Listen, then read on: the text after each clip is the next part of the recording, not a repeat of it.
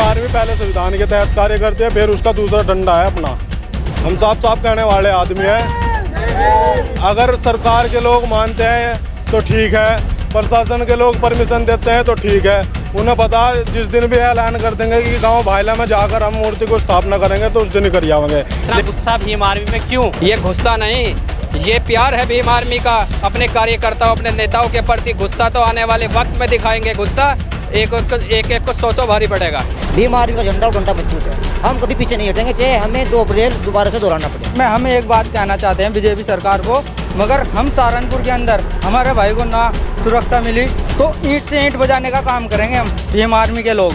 लगातार भीम आर्मी के नेताओं पर हमले किए जा रहे हैं, उन पर गोलियां बरसाई जा रही है। लगातार हम Z+ सुरक्षा की मांग कर रहे हैं, लेकिन सरकार के कानों में अभी तक जू नहीं हुई। अगर आज भी हमारी मांगे नहीं मांगी गई तो हम उन लोगों को तैयार कर सहारनपुर की व्यवस्था जल्द ठप करने का काम करें। चंद्रशेखर के बाद उनके एक ग्राम अध्यक्ष पर जानलेवा हमला होता है, उसको लेकर भीम आर्मी में आज भारी रोष है और बड़ा जन आंदोलन सहारनपुर से आज निकाला जा रहा है। हमारे साथ जिला अध्यक्ष मौजूद है, जिला अध्यक्ष से बात करते हैं। जिला अध्यक्ष जी, आज ये जन आंदोलन क्यों निकाला जा रहा है? सबसे पहला आपका मीडिया बंधुओं का धन्यवाद। आज सहारनपुर के अंदर हमने आपके चैनल के माध्यम से बताया था कि 30 तारीख में हम जन आंदोलन करेंगे।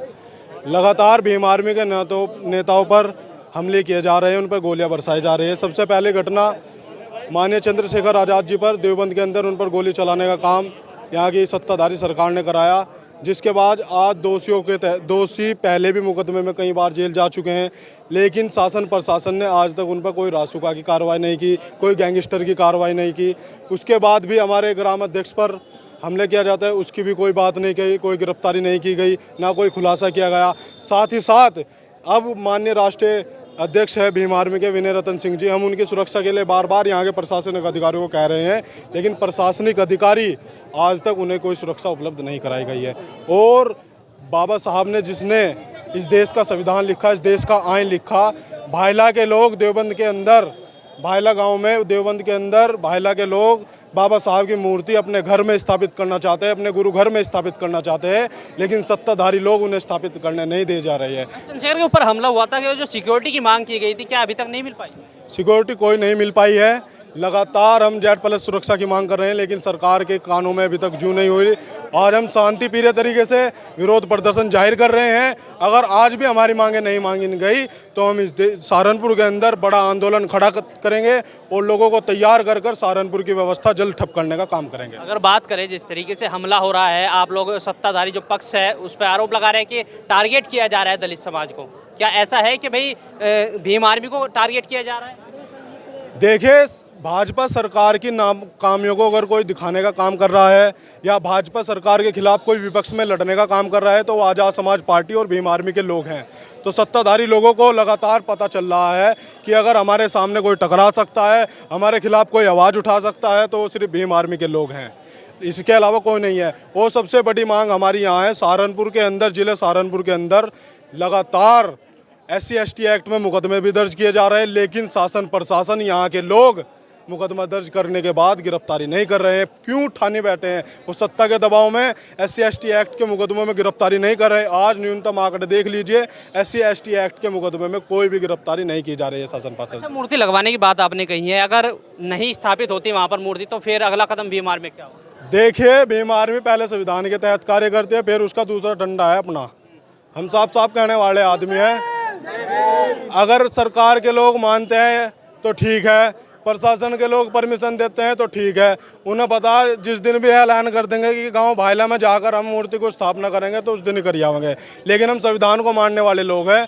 हम साफ साफ ये कहना चाहते हैं कि हमें परमिशन दें। हम परमिशन के तहत बड़े धूमधाम से, क्योंकि जिसने इस देश का आइन लिखा, जो इस देश की व्यवस्था को चलाने के लिए हमारे लिए संविधान दिया, हम उसके लिए ही मूर्ति नहीं स्थापित कर सकते, वो भी अपने गुरु घरों में, अपने घरों में उनकी पूजा नहीं कर सकते, तो ये आज़ादी नहीं है। आप क्या कहेंगे जो जन आंदोलन आज निकाला जा रहा है, कितना आप मजबूत मानते हैं? कितने लोग यहाँ पर? देखिएगा, मैं देवबंद विधानसभा अध्यक्ष आज़ाद समाज पार्टी से हूँ और मैंने देवबंद क्षेत्र के अंदर देखा है लगातार वहाँ SC/ST एक्ट में मुकदमे तो दर्ज हो रहे हैं। अभी हाल ही में लगभग 20 दिन पहले एक मुकदमा दर्ज हुआ था SC/ST एक्ट में और 306 में। उसी गिरफ्तारी जब तक ये आंदोलन का आह्वान देवबंद के अंदर से ना किया गया, तब तक देवबंद के प्रशासन ने उस मुकदमे में कोई भी कार्रवाई नहीं की थी। यहाँ तक कि उन लोग लगातार अगर कोल डिटेल भी हमने कहा उनको निकलवा दीजिए कोल डिटेल, वो कोल डिटेल भी नहीं निकलवाने को तैयार थे। तो सरासर ये साफ हो रहा था कि लगातार अगर बीमारी भारत एकता मिशन के लोग और आज़ाद समाज पार्टी के लोग, एडवोकेट चंद्रशेखर आज़ाद की फौज अगर संवैधानिक रूप से कार्य करती है तो ये लोग इन्हें डिमोटिवेट करने का काम करते हैं और लगातार इन लोगों पर शोषण अत्याचार कर रहे हैं। भाई अभी जोड़ोदा जट जहाँ का मंत्री है, जहाँ का PWD का मंत्री है, वो कहता है कि मैं अपने प्रदेश को सुरक्षित रखूंगा। मैं पूछना चाहता हूँ जिसके उसके गांव में ही गोली चलती है हमारे कार्यकर्ता पर और वो 4 दिन बाद देखने आता है और अब तक कोई भी ऐसा सटीक स्टेटमेंट मंत्री की तरफ से नहीं आता, तो हम इसका क्या समझे इस चीज़ को। ये सरासर संरक्षण है उन लोगों का जो दिन दहाड़े गोली चलाने का काम करते हैं। जहाँ एडवोकेट चंद्रशेखर आज़ाद जी पर लगातार 3-4 फायरिंग होती है और जो लोग जेल के अंदर गिरफ्तार है उन्हें ऐसो आराम की ज़िंदगी दी जा रही है। मैं पूरा बताना चाहता हूँ सम्मानित साथियों, सरासर इस देश के अंदर लगातार बाबा साहब अम्बेडकर के लिखित संविधान की हत्या की जा रही है। आप सब लोगों ने देखा अभी आरक्षण दिया गया है, 33% आरक्षण महिलाओं के लिए किया गया है। मैं कहना चाहता हूँ अगर आप आरक्षण दीजिए, हम महिलाओं के विरोध में नहीं है, लेकिन उस आरक्षण में reservation SC ST OBC minority की महिलाओं का भी करना चाहिए। आप क्या कहेंगे, आपको क्या लगता है कि भाजपा में दलित सुरक्षित नहीं है? जी, भाजपा में बिल्कुल भी दलित सुरक्षित नहीं है। दलित नहीं, बहुजन समाज बिल्कुल भी 85% सुरक्षित नहीं है। आप देख सकते हैं किस तरीके से हम लोगों के अधिकारों का हनन हो रहा है, किस तरीके से हम लोगों के ऊपर शोषण और अत्याचार दिन प्रतिदिन बढ़ता हुआ जा रहा है। हम नहीं मानते कि ये BJP सरकार बहुजन समाज की हितैषी सरकार है। तो ये जो आज जन आंदोलन किया जा रहा है, कितना गुस्सा भीम आर्मी में, क्यों? क्यों भाई जो जिन्होंने गोली चलाई थी वो जेल में है, तो ये गुस्सा नहीं, ये प्यार है भीम आर्मी का अपने कार्यकर्ताओं, अपने नेताओं के प्रति। गुस्सा तो आने वाले वक्त में दिखाएंगे, गुस्सा एक को 100 भारी पड़ेगा। तो जो चंद्रशेखर पर हमला जिन लोगों ने किया था उनकी गिरफ्तारी हुई थी, आज वो जेल में है, उससे खुश नहीं है भीम आर्मी? देखिए, गिरफ्तार हुए थे, जेल में हैं, लेकिन जेल में वो लोग वे सुख सुविधाएँ भोग रहे हैं जो हमें भी नहीं मिल रही है। बाहर रहते हुए वो लोग सत्ता के संरक्षण में वहाँ पर हैं और उन्हें सब सुख सुविधाएँ अच्छी तरीके से मुहैया किए जा रहे हैं। अच्छा खाना, अच्छा पीना, अच्छा रहना, सब कुछ उनको मुहैया किया जा रहा है सरकार की तरफ से। हम नहीं मानते कि उन लोगों को जरा सा भी अफसोस है ये करने का। इससे और भी मनोवादी लोग और भी गंदी मानसिकता के लोगों को ताकत मिलती जाएगी अगर इस तरीके से अगर उन लोगों को कड़ी सजा नहीं दी गई। अगला स्टेप क्या रहेगा? अगला स्टेप हम लोगों का जिले ही नहीं पूरे भारत के अंदर हम लोग एक बड़ा आंदोलन करेंगे अगर हमारी मांगों को पूरा नहीं माना ना जाता। देखिए, भीम आर्मी के लोग, जो चंद्रशेखर पर हमला हुआ था उसके बाद उनके जो ग्राम अध्यक्ष है उनके ऊपर भी जानलेवा हमला हुआ था, लेकिन इनका कहना है कि जो शासन प्रशासन है और इस सरकार में कहीं पर भी कोई सुनवाई नहीं हो रही। बहुत सारे लोग यहाँ पर मौजूद हैं, आप क्या कहेंगे? देखिए, मैं पहले तो पत्रकार बंधु का आभार व्यक्त करता हूँ। मैं जिला सचिव विधानसभा प्रभारी देवबंद से। आप ही के क्षेत्र में तो 2 बार गोली चली है। जी, मैं मानता हूँ। देखिए, ये जो भाजपा की जो सरकार है, ये ठल्ली सरकार है। इसने ही तो 85 पर वो आंदोलन कर रखा है, यही हमला करी बार। लेकिन हम भीम आर्मी का झंडा और डंडा मजबूत है, हम कभी पीछे नहीं हटेंगे, चाहे हमें 2 अप्रैल दोबारा से दोहराना पड़े। अच्छा जी, क्या हुआ था 2 अप्रैल को? 2 अप्रैल को हमने पूरा भारत बंद करना चाहा था। अगर हम भारत को चलाना जानते हैं तो भारत को बंद करना जानते हैं। भीम कोरे गाँव का इतिहास है, हमारा डंडा और झंडा मजबूत है। हम करके दिखा देंगे योगी सरकार को कि भीम आर्मी वाले क्या करते हैं, क्या कर सकते हैं। 2024 का चुनाव वो तो हम जानते हैं, तो क्या करेंगे हम।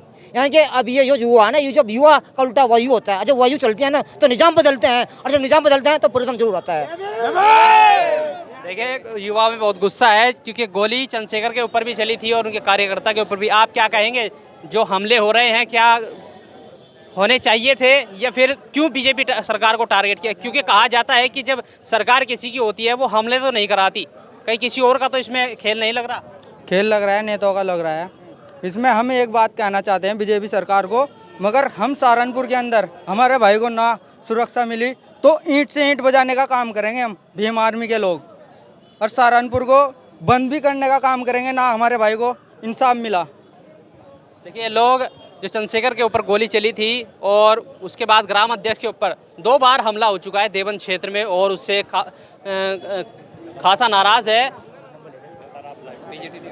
लगातार आप लाइव भी देख रहे हैं और उसके बावजूद ये जन आंदोलन आज सहारनपुर में हो रहा है। इनकी साफ चेतावनी है कि अगर उनको जल्दी सुरक्षा नहीं दी जाती और भीम आर्मी के लोगों को इंसाफ नहीं दिया जाता तो ये जन आंदोलन पूरे भारत में होगा। इस वीडियो के बारे में आपकी क्या राय है, हमें कमेंट्स कर जरूर बताएं। अगर आप ये खबर फेसबुक पर देख रहे हैं तो वीडियो को लाइक करके पेज को फॉलो करें। इसके अलावा अगर आप इस खबर से यूट्यूब के जरिए जुड़े हैं तो चैनल को सब्सक्राइब करके बेल आइकन दबाना बिल्कुल ना भूलें। नमस्कार।